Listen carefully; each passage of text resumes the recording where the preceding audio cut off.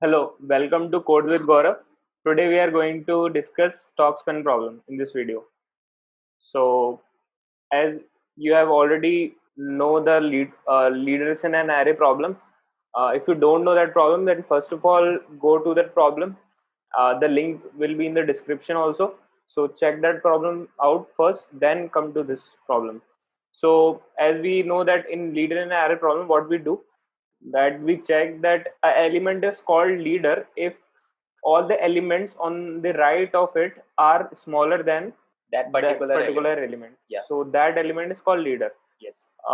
But in this problem, first of all, we are going to check reverse leader. That is not a profound term, Right but yeah, leader. Yeah. we are going to check left leader. So as you can observe that there is only one left leader, right? That is 100. Okay, so this problem is not that we have to find the left leader. It's not like that. It is also a bit more thing added to it. That is, for every element, we have to find that even if it is not a leader, then it's fine. But you have to at least check that how many elements are smaller than that element on the left of its side. So, for example, 75. If we talk about 75, this element, then it is evident that it is not a leader because 80 and 100 both are greater than 75 and on the left side of it. So it is not a left leader. 75 is not a left leader, but you can at least give us an answer that how many elements are consecutively less than 75. So we have 60, 70 and 8 Again 60. again 60. So these three elements are less than 75. So uh, in this case you have to output the array, obviously, because for every element you will have an answer, right? Yeah. That how many elements are lesser than that element consecutively. So for every element you have to print an answer. For example, for 100, including that element also, so Yes. we'll count from 1 initially. So 100, the answer is 1. For 80, Answer again is the also answer is 1. one. For And in case of 60, 60, answer is also 70 always will one. find a 2. Yeah. 75 will find a 4 because including 75 we have 4 elements like Yeah. this. So the basic idea here why this problem is called stock spin problem, because uh, when you have a basic understand about business, so when we buy a stock, we buy it when it has a very lower price, and we when we sell a stock, we sell it when the price of that particular stock goes High. up to the highest amount. So in that case, in this problem, for every element we have to calculate that how much is the span of that stock, right? So for example, let's read out the problem first. The stock span problem is a financial problem when we have a series of n daily price stocks for a stock, price codes for a stock, and we need to calculate the span of the stock's price for all n days. The right, for all n days we have to calculate the span of that stock. The span si of the stock price on a given day I is defined as the maximum number of consecutive days just before the given day for which the price of the stock on the current day is less than or equal to the price of on the given day. For example, in an array of 7 days, this is an example basically. Yeah. Yeah. So you are given a particular stock, and for that you have different prices, n prices for n different days.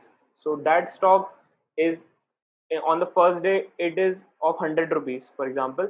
On the second day it is of 80 rupees. On the third day 60, like this. So what is the span of the stock for every day, right?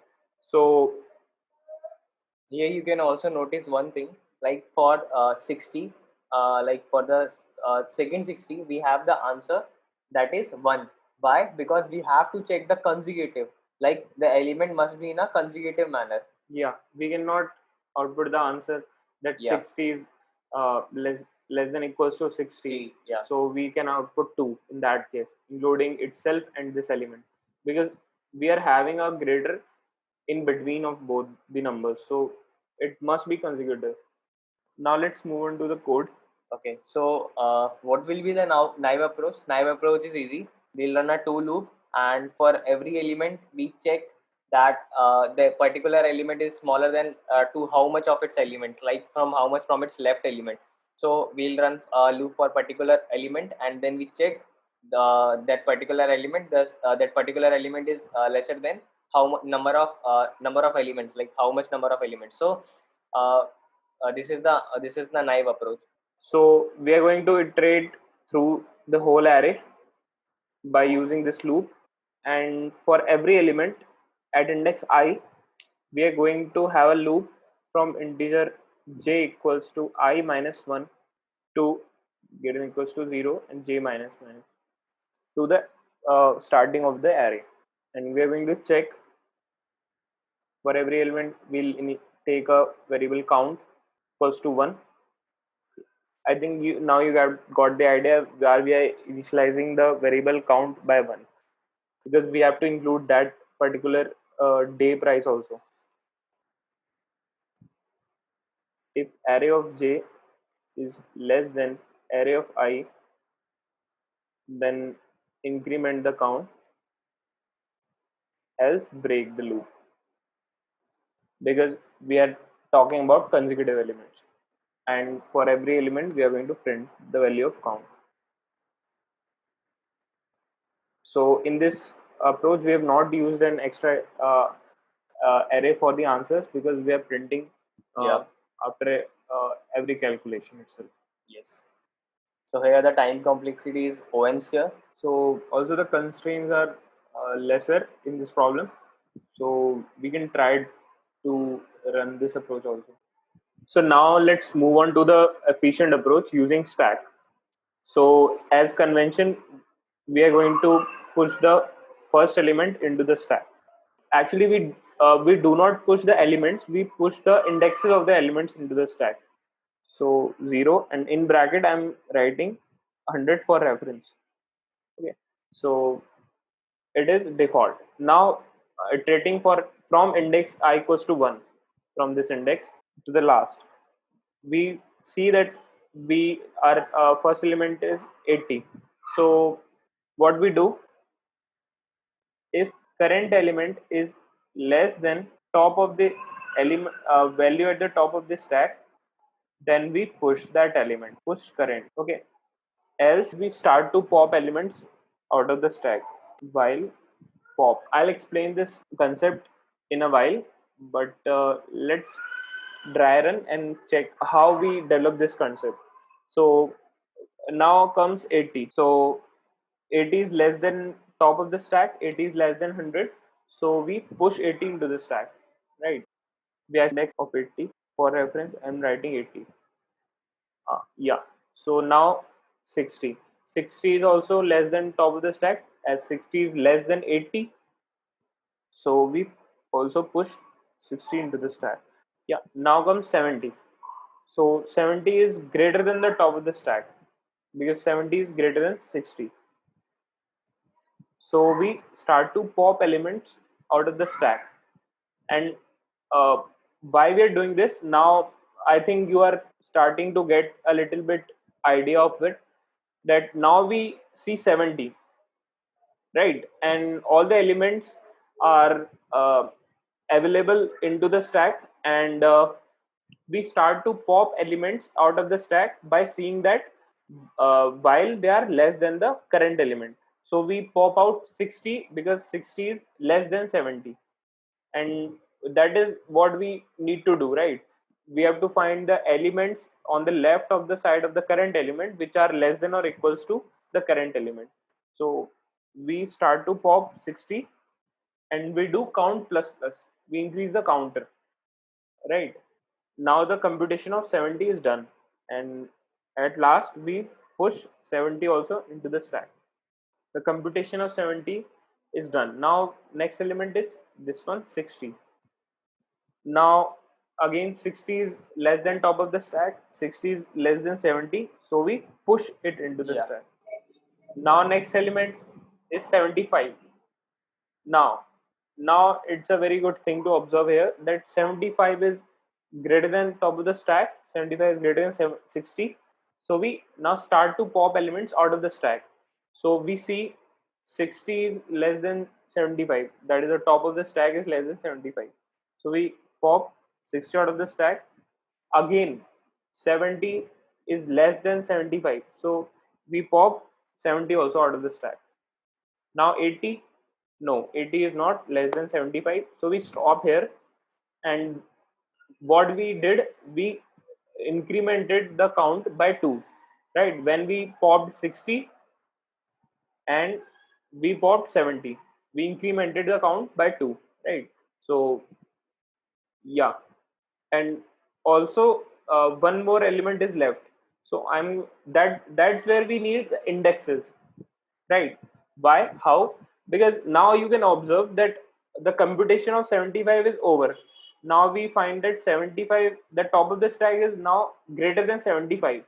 So now what we do, we compute current index minus the top index at the top of the stack. So current index is 5, right? The index of 75 is 5. I'm writing it here for reference, right? So index of 75 is 5 minus index at the top of the stack, that is 1 here. So 5 minus 1, that is gives us 4.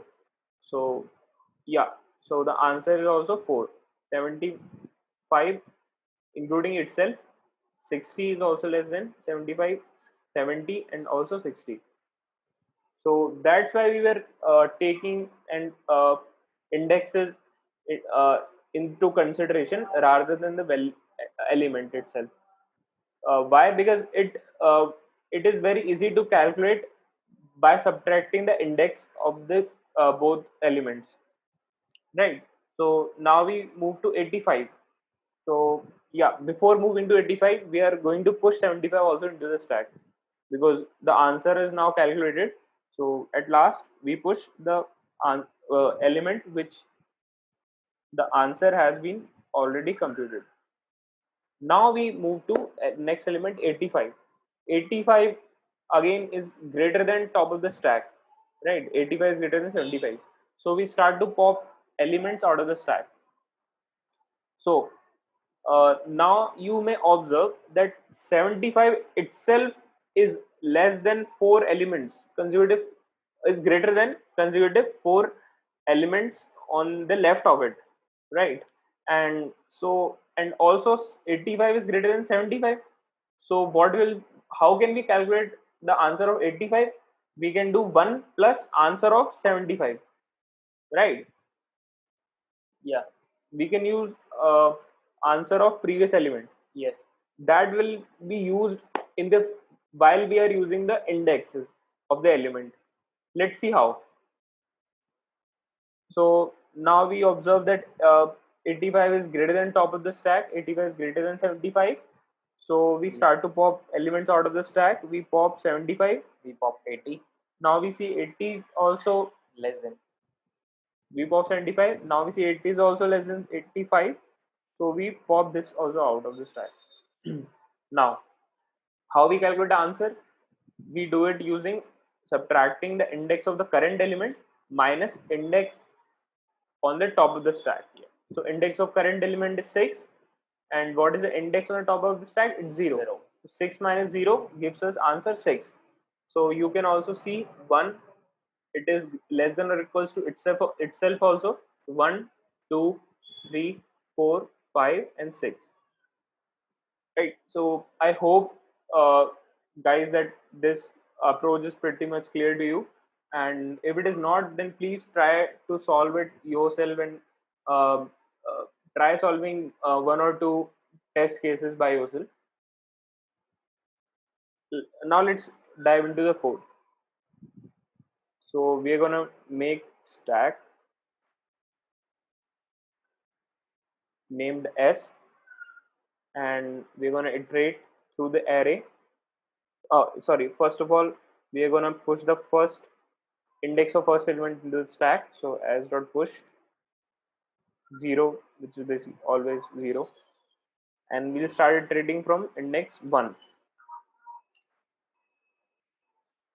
to the last of the index, and we check that if array of I is less, whether array of I is less than array of s dot top, right? Because notice that array, the stack is including the indexes only, not the element. So that's why I'm doing array of s dot top, right? If the current element is less than the top of the stack, what we do?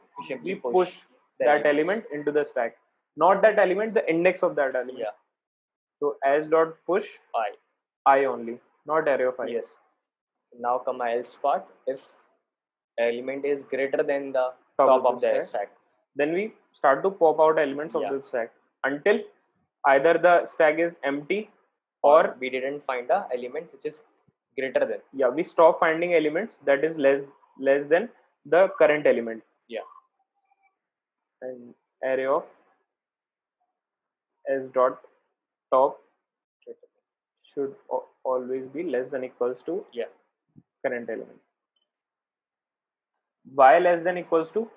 Because it is said here the price of the stock on the current day is less than or equals to the price of the given day. So that's why I am writing less than equals to. I'm going to pop elements out of the stack, and I do.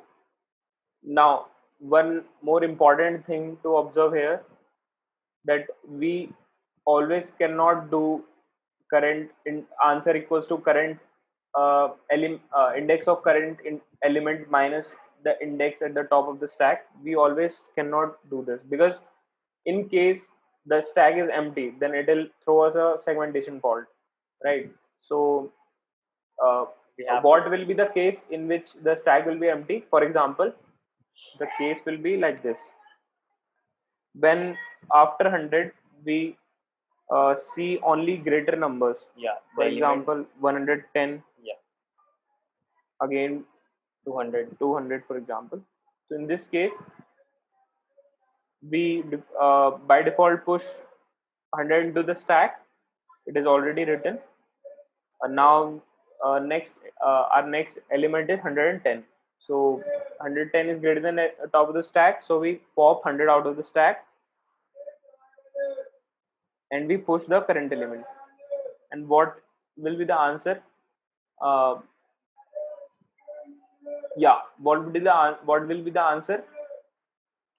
Index of current element 1 minus, before will not, we have popped 100 out of the stack. Now we calculate answer, then we push the current element in the stack. So we have popped out 100. Now we calculate answer. What is the answer? Current index of current element, that is index of 110, 1 minus index at the top of the stack. So now that is 0. Stack is empty. So s dot top will throw us an error. So this is the case where the stack will be empty. So in those cases, what we are gonna do? We are gonna simply write answer equals to index. I'll print. First of all, I'll check if stack is empty. Then I'll print I only, index of the current element. Index of the current element is fine. Else, out. I'll print current index minus, and in these cases, when the current element is less than the top of the stack, then in those cases, what will be the answer? The answer will be 1 only, because uh, the current element is less than the element on the left side. So there is no element on the left side that is smaller than the current element. So the answer will be default 1, including itself only. So we'll push also, and we'll print 1.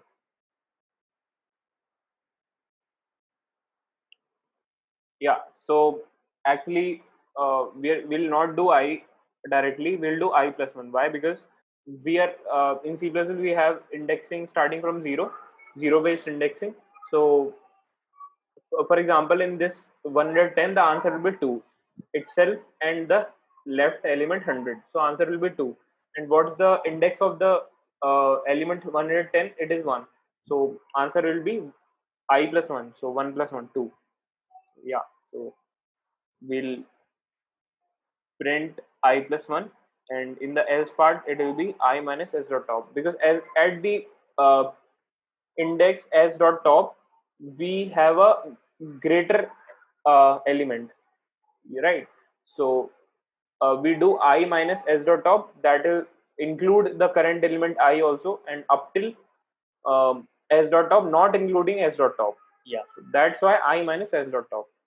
And also there's very important thing that I missed, that I have to print 1 in the starting, because uh, for the starting element the answer will always be one, because there is no other element on the left of it, and the answer will be itself only. So always you will find the answer of first element will be 1 itself.